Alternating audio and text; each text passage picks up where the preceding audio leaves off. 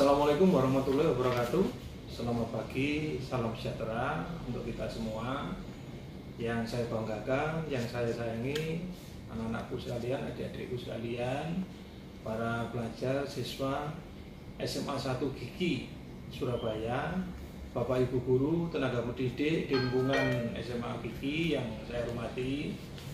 Pagi ini saya akan memenuhi apa yang diminta oleh pihak sekolah untuk menyampaikan dan memberikan materi tentang bullying kepada para pelajar SMA 1 Gigi. Namun sebelum saya menyampaikan materi bullying, tidak ada salahnya kalau saya memperkenalkan diri. Nama saya Sugihartoyo, tapi cukup dipanggil saja Pak Hartoyo, pangkat Komisaris Polisi. Kemudian jabatan saya sehari-hari di sini selaku Kapolsek Duku Pakis Kesatuan Polrestabes Surabaya. Nah, saya menjabat Kapolsek Duku Pakis, alhamdulillah kurang lebih sudah hampir 1 tahun. Di mana sebelum saya bertugas sebagai Kapolsek Duku Pakis, saya juga sudah mengalami berbagai bentuk penugasan, mulai penugasan di luar Jawa, di Papua, kemudian di Ambon, di Sulawesi. Alhamdulillah saat ini kembali bertugas di Jawa Timur, khususnya di Polrestabes Surabaya. Anak-anakku sekalian, adik-adikku yang saya sayangi, kembali ke materi yang diminta kepada kami, yaitu materi bullying. Tidak ada salahnya sebelum lebih jauh saya menjelaskan tentang bullying, kita awali dulu apa sih yang dimaksud dengan bullying. Ya. Bullying itu sebenarnya asal kata atau berasal dari bahasa Inggris, ya, to bully, ya, artinya menggertak, menakut-nakuti. Atau dulu itu sejarahnya sebenarnya bullying itu berasal dari tindakan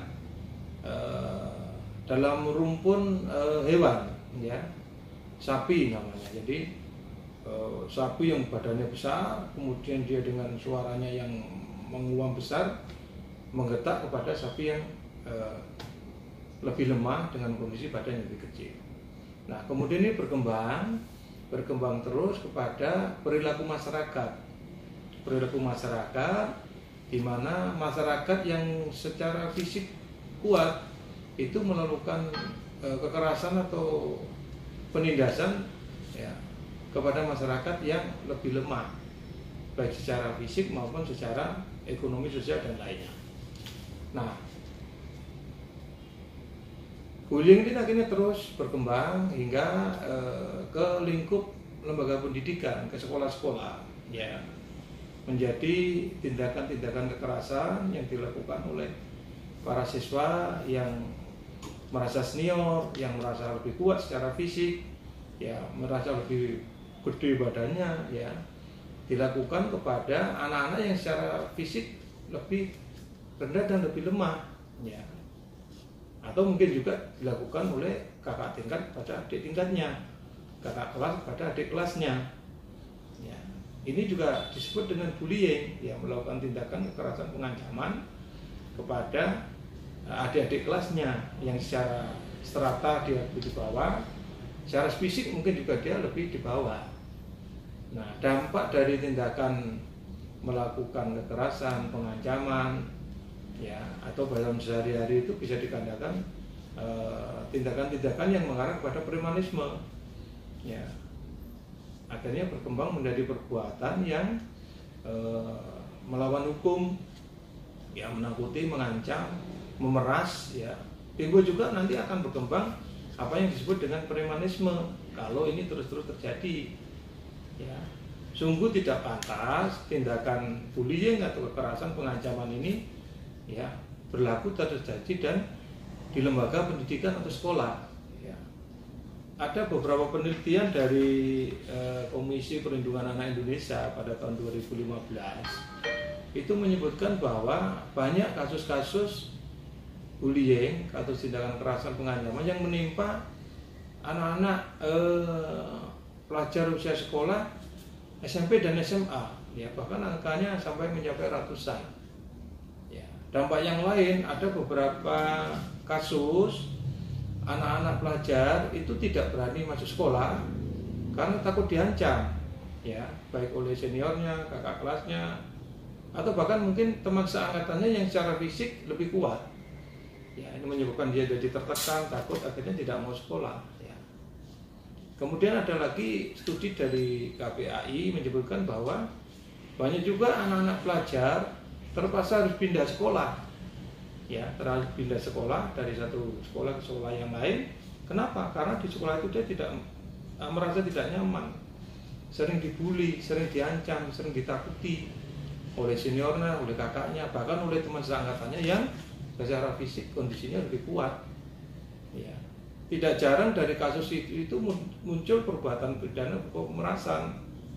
Setelah ditakut-takuti, diancam, kemudian diminta secara paksa untuk menyerahkan barangnya, ya, bisa berupa uang, bisa berupa alat komunikasi handphone, ya, kamera, ya, bahkan buku pelajaran pun itu juga pernah menjadi objek pemerasan dan pengancaman. Ya. Nah ini kalau terus berlangsung tentu, ya, apalagi kalau berlangsung di lingkup pendidikan tentu menjadi presiden yang buruk, ya, buat anak-anak yang nanti akan menuju masa depan, gitu. Ya, oleh sebab itu saya minta dengan sangat adik-adik pelajar juga bisa menjauhi perbuatan-perbuatan yang dikategorikan bullying. Apa itu? Mengancam, menakuti, ya, kemudian menganiaya secara fisik, ya, karena dampaknya sungguh-sungguh sangat luar biasa. Ya, anak-anak yang menjadi korban bullying ini, ya, dia secara fisik dia menjadi terancam, mau sekolah takut, ya, mau ketemu temannya jadi takut, ya, yang nanti berdampak lagi karena dia merasa ketakutan terus menerus, akibatnya dia merasa nggak nyaman sekolah situ, sehingga dia harus pindah ke sekolah yang lain, ya. Oleh sebab itu sekali lagi ini perbuatan yang tidak terpuji dan sungguh perbuatan yang tidak manusiawi, wajib dijauhi oleh adik-adik sekalian. Ya. Nah, kemudian dari sisi hukum pidana, ya, kebetulan kepolisian itu tugasnya adalah pada intinya dua, ya, memberikan perlindungan, pengayoman pada masyarakat, itu satu. Yang kedua adalah menegakkan hukum, ya, menegakkan hukum termasuk hukum perbuatan pidana yang berkaitan dengan bullying, ya, tindak kekerasan, pengancaman dan penganiayaan. Itu harus ada dipahami, ya, kalau ada adik kelasnya atau temannya, ya, yang merasa menjadi korban kemudian melapor kepada kami aparat kepolisian, maka suka tidak suka kami harus menindaklanjuti, kami harus memproses, ya, karena apa? Ada unsur pidananya di sana, ada perbuatan melawan hukumnya yang di sana, ya, ada perbuatan melanggar hukumnya yang bisa dikasih sanksi hukum. Kalau bullying itu dilakukan dalam bentuk pemerasan, ya, supaya temennya atau juniornya ini menyerahkan barang, ya, bisa berupa uang, bisa berupa handphone, ya, itu sudah nyata-nyata diatur di Kitab Undang-Undang Hukum Pidana. Ada pasalnya di sana, pasal 368 KUHP, ya, ancaman hukumannya, ya, di atas 5 tahun, ya, bisa ditahan. Ya. Kemudian kalau nanti cara melakukan kekerasan pengancaman itu, ya, mengambil bahasa barang dari orang lain atau orang yang merasa lemah tertindas tadi dengan cara, ya, mengancam baik dengan lisan atau dengan alat, ya, apabila menggunakan alat pisau, senjata tajam, maka hukumannya menjadi lebih berat, ya, gitu.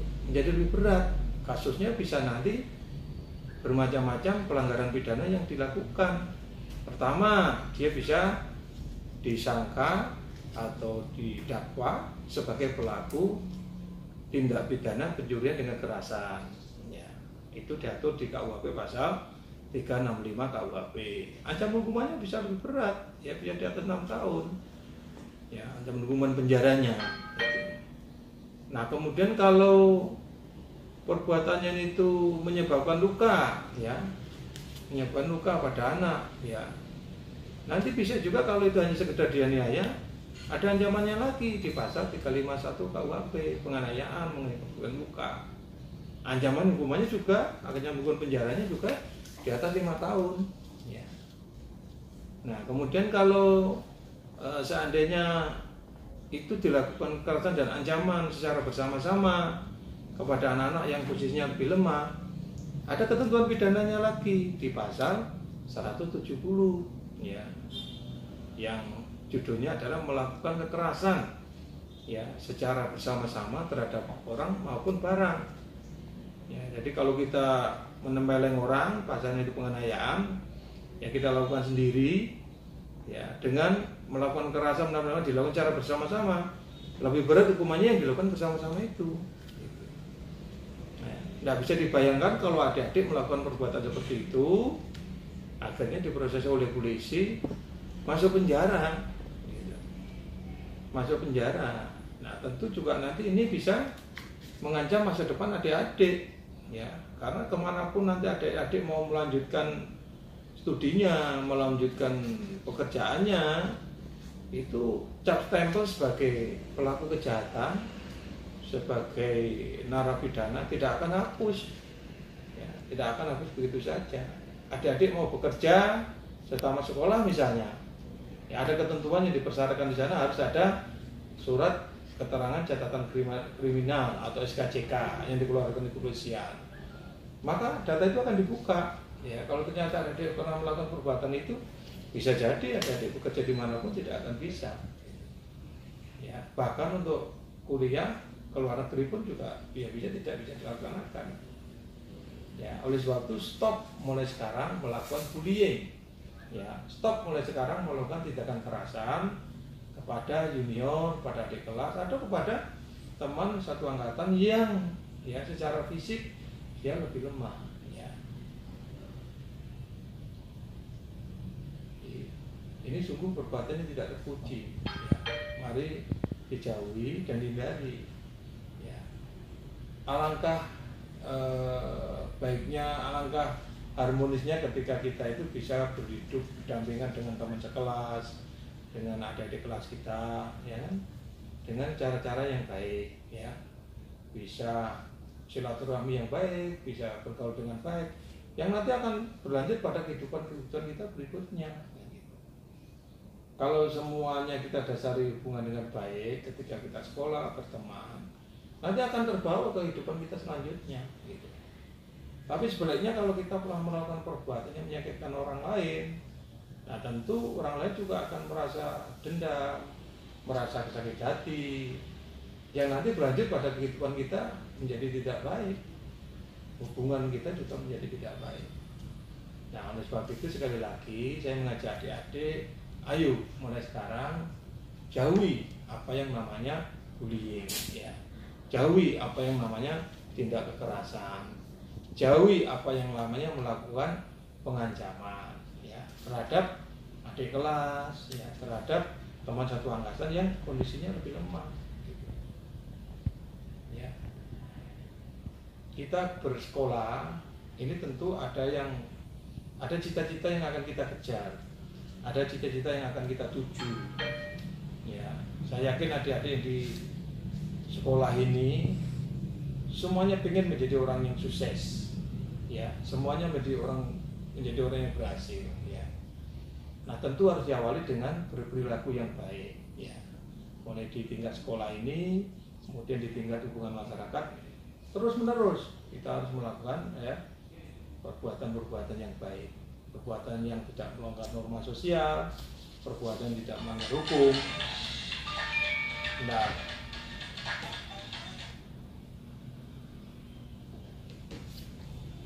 sebentar mas, sebentar ya, sebentar masih meeting ya, sebentar. Ya, mohon maaf ada telepon. Ya, saya lanjutkan adik-adik. Perkembangan kasus bullying ini sungguh memprihatinkan, ya.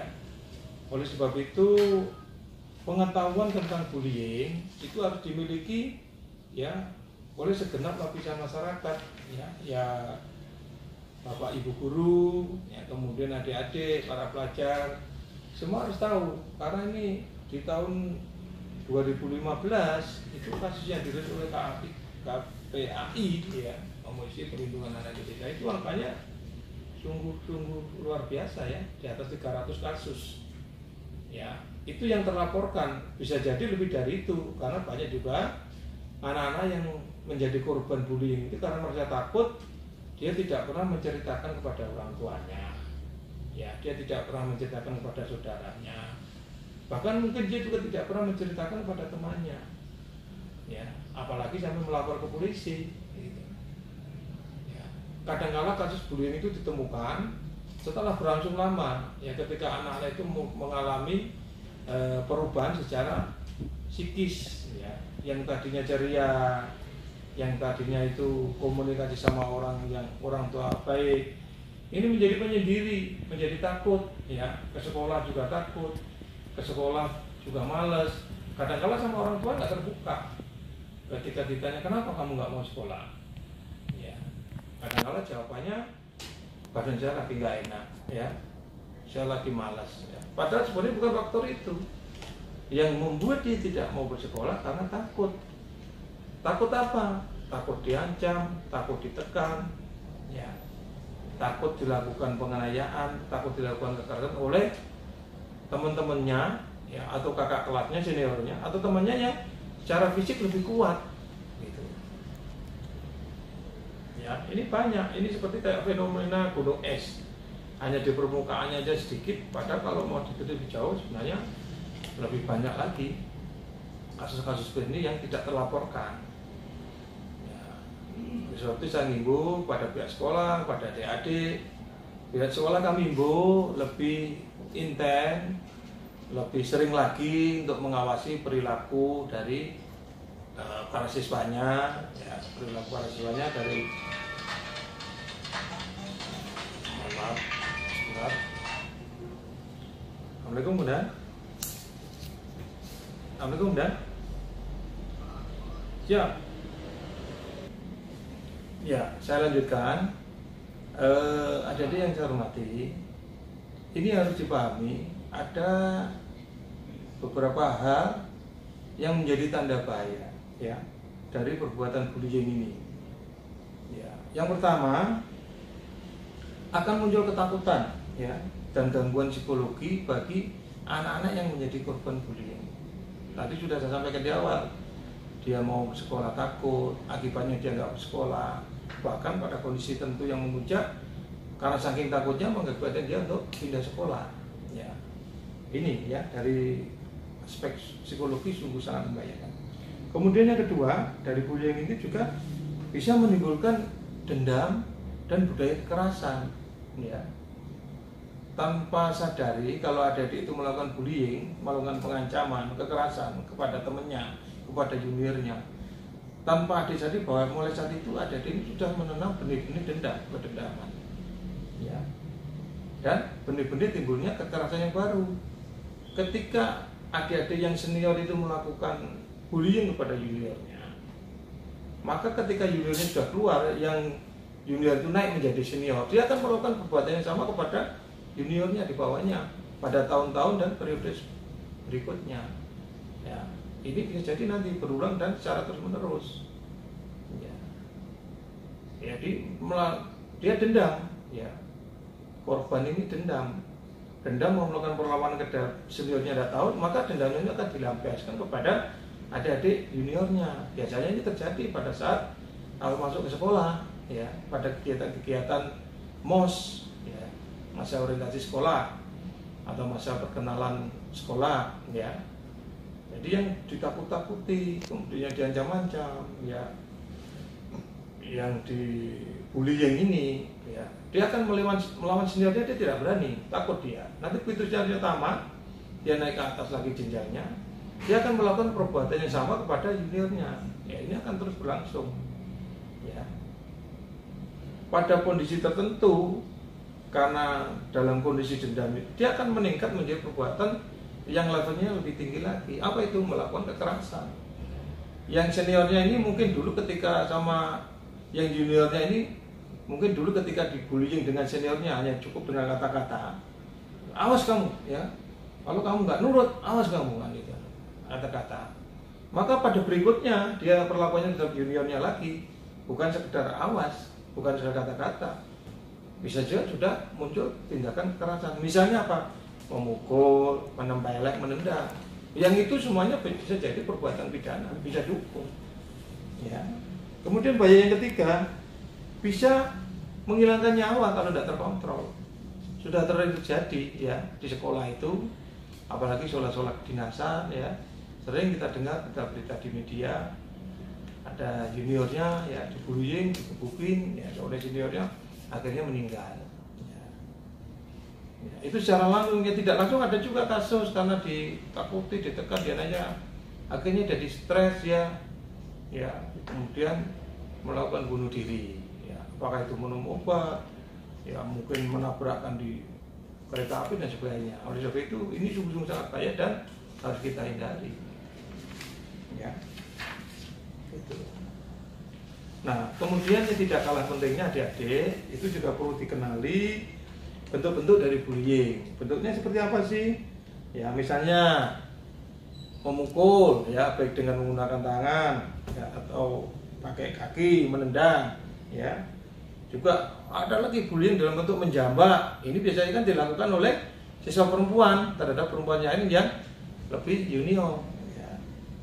Ada lagi merampas barang-barangnya, buku, ballpoint, handphone. Ya, itu. Ini bentuk-bentuk bullying. Ya. Ada juga yang merusak barang-barangnya dari anak-anak yang secara fisik lebih lemah. Ya. Ada juga yang meminta paksa uang, ya untuk jajan. Ini sudah praktek premanisme ini, ya bisa dihukum. Ada pasalnya, tadi saya sampaikan di awal, pasal 368 KUHP. Ya. Sekali lagi, ayo jauhi. Ya, gitu. Ayo jauhi kalau adik-adik mau masa depannya cerah. Ya. Gitu. Ayo jauhi perbuatan bullying, ayo jauhi tindak kekerasan. Sungguh-sungguh tidak bermanfaat buat adik-adik. Ya. Apalagi kalau nanti dalam pergaulan, ya adik-adik kenal sama orang-orang yang terbiasa mengkonsumsi minuman keras, ya sudah punya tabiat sering melakukan kekerasan, pengancaman kepada temannya, kepada juniornya, ditambah lagi, ya punya tabiat minum minuman keras, lebih hebat lagi nanti dampaknya melakukan kekerasan. Kenapa? Karena ketika tubuh kita itu sudah dirusuki alkohol, maka kita tidak akan bisa lagi berpikir secara logis, ya tidak bisa lagi kita mengendalikan diri kita, ya. Jadi sekali lagi bullying ini sungguh-sungguh hal yang membahayakan, sungguh-sungguh hal yang sangat merugikan, ya junior, teman, adik kelas atau pihak lain. Nah oleh sebab itu jauhi, ya jauhi sekarang, ya melakukan perbuatan bullying dalam bentuk apapun, ya bukan hanya kepada junior, adik kelas, ya, tetapi juga kepada orang-orang di lingkungan tempat kita yang merasa lemah secara fisik, ya, merasa tidak berdaya secara fisik, harus kita hindari. Ya. Kalau adik-adik tidak mau berurusan dengan kami, aparat penegak hukum, maka mulai sekarang stop dan hindari bullying. Terima kasih. Saya akhiri. Bila taufiq wal hidayah. Wassalamualaikum warahmatullahi wabarakatuh.